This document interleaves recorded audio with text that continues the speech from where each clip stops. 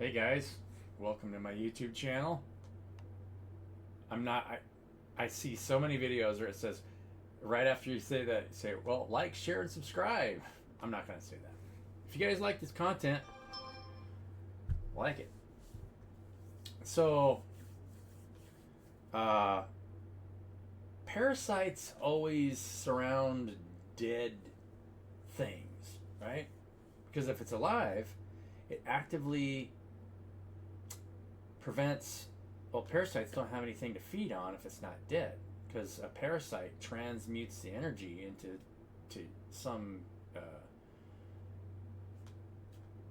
other thing, right? So, yeah.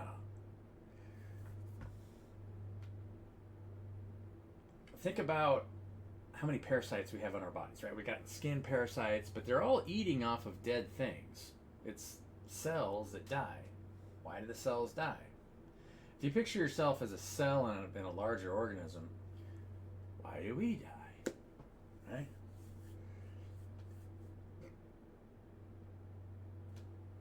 Because we're parasitic. Right? We're just like everything's feeding off of each other. So when you really dive into the deepest part of what that is, if you need to feed on something external, right, then you're killing your heart space. You're closing your third eye chakra to what's being created, because everything is being created from source. So when you're feeding on it, you're putting it in this way when this is your creative circuit, right? This is all positive and then negative on the bottom. That's where you're receiving. So in order to really ascend in consciousness, and this is something that I tried to make in a post today, you have to it's 11:11 on the clock. You need to be able to create with and give love and receive love, because everything's coming from your heart space, and so you want to be able to give love and receive love naturally without any attachment to what you're looking around you. If the objective is to put something out there so that you can get something back, then there's some kind of negative, right? And then attachment, because then if you don't get something back, or what you think you need of what you get back, then you'll fall into a negative emotional state, right? Because we're too concerned with something external. And so then you have a tendency to judge either the people that maybe you expected to get something back from, or something like that, right? Just a little thing to think about I'm going to do a collective energy reading. We'll just see what you guys need to hear. I mean, it's general, so take what resonates, leave the rest. Standard saying, everybody says the same thing. Leave it, what's left behind. Not only that, but when you're feeding on, I have a card sticking out here, and we're going to see what it is after I say this. You're also creating momentum, right? Because you're feeding on the things that are already there. Think about it that way. So in order to really ascend in consciousness and to be able to move at will within three-dimensional space, is you have to stop feeding on it. And that process will change you physically, right? Meditation and fasting. And just the simple act of intermittent fasting, will take you through states of awareness where you're letting go of emotional states, right? Not only of maybe how you showed up in the past, because you got to let that go. You really have to fall in love with yourself and be okay with your ability to love and to give love, and surrender to the process. If you're trying to control it in any way, you're always going to be stuck in something, right? Because you're in conflict with yourself. There isn't it. You'll never heal anyone else. Just heal yourself. Even, and you can argue this, even Jesus, who everyone claimed, and understood it to be the Son of God, who ascended in form and we witnessed it, never really healed any of those people, right? I mean, he healed them physically, temporarily, but they all died, as far as we know. And then the disciples got slaughtered because they didn't want information getting out. Control structures don't like it when people learn how to free themselves psychologically, emotionally, because you just have to walk away from it, right? Why would you try and change it? They're trying to control each other and destroy one another. Walk away, and then you'll start to understand more about how you're destroying yourself unconsciously, because you don't even realize it if you're caught up in a system where you're externalizing everything and feeding off of it, right? Yeah. Let's see what the card says. 5 of Stones, endurance.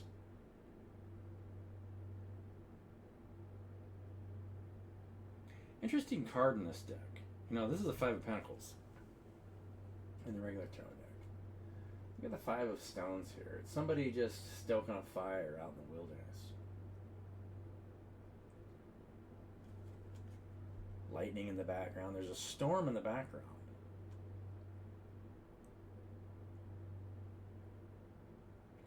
But they're hovering in their shelter and using what they have to make light,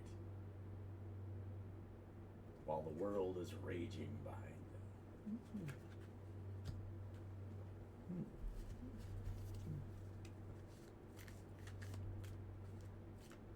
How does this resonate for you guys? The ancestor. Again, wisdom. And the shield that the ancestor's carrying, we got big brain here, because those antlers are reaching to the crown chakra and on up. Because if you're ever out of alignment, then your third eye won't be open. Right? Because you're thinking negatively about yourself that's getting projected. So this is your creative circuit. Your third eye chakra is your creative circuit.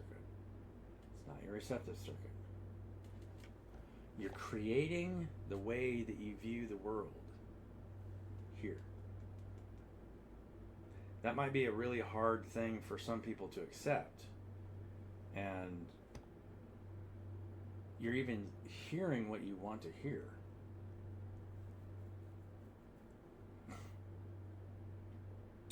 When you start coming into alignment and creating from your heart space, you start to create from the higher heart, right? And start to see the traps that we put ourselves in. And then you'll have a better idea of what you have to do for yourself, right? You have to leave things that aren't good for you. Any kind of parasitic thing.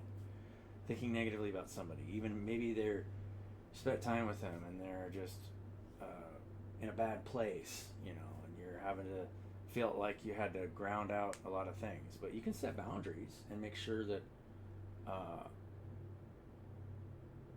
to pull them back into the present, constantly pull them back into the present.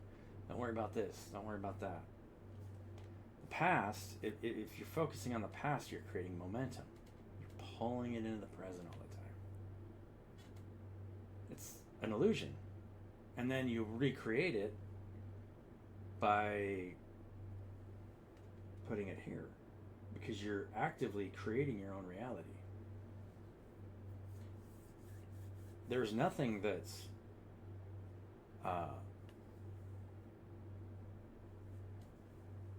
set in stone, and yet it is, because you only walk through doors that you're ready for, and a lot of times you don't see those doors until you're ready for them. You get the information you need when you need it. It's blood. I should turn my ringer off on my phone. The archer. You guys are drawing your arrow and hitting your target.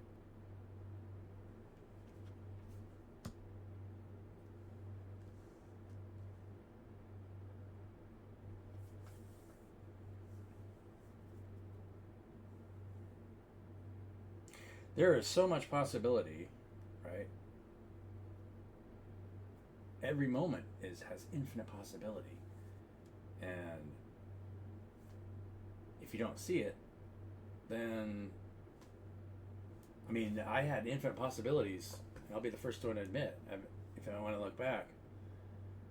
But I wasn't in a place where I knew how to walk through that door, if that makes sense. But,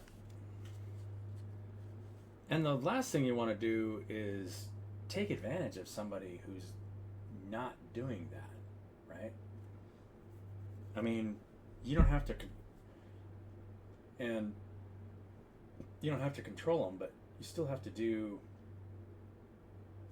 I mean, you can disempower people really easily because people want to be disempowered. A lot of people are afraid of getting into the light, of being in front of people or whatever. And if they are afraid, then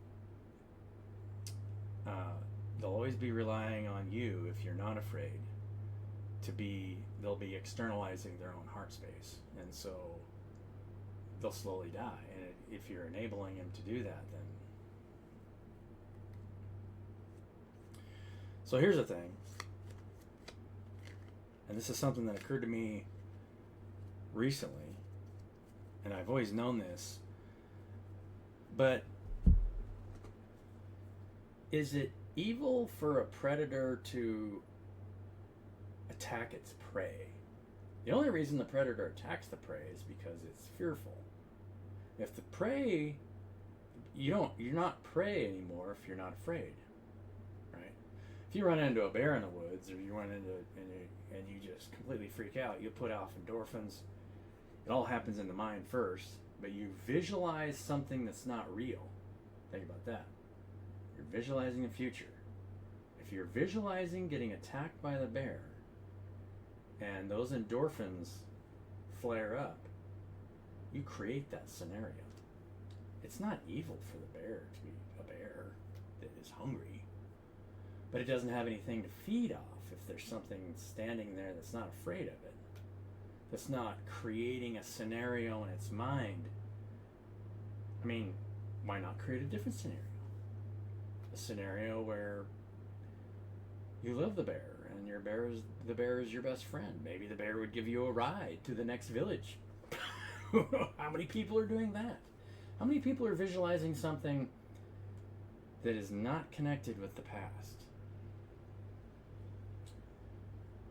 Somebody made a post about Eden the other day, but if you really follow the story in the Bible, good and evil is what kicked him out of the garden.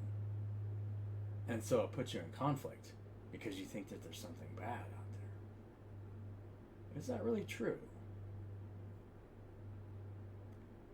It's just fear creating an illusion that creates parasitic energy. Afraid you're gonna die, and so you've got to feed off of this thing, and so it pulls you back into the earth from dust to dust because you're eating from a lower vibration, so you're getting pulled back into it. Yeah. Eden's always there. Heaven is at hand. Always will be. It's not like it's someplace in the future. That doesn't make sense, right? The only way that you'll ever attain it is if you let go of everything and show all of it that you love it, even though it's blind.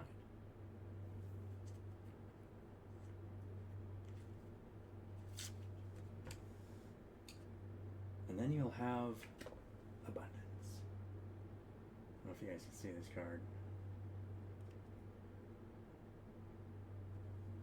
Six of bows, abundance, shows 6 bows pointed towards a big fire. And you're overlooking it from the top of a tree. Love you guys. Have a beautiful day. And we'll catch you on the next one.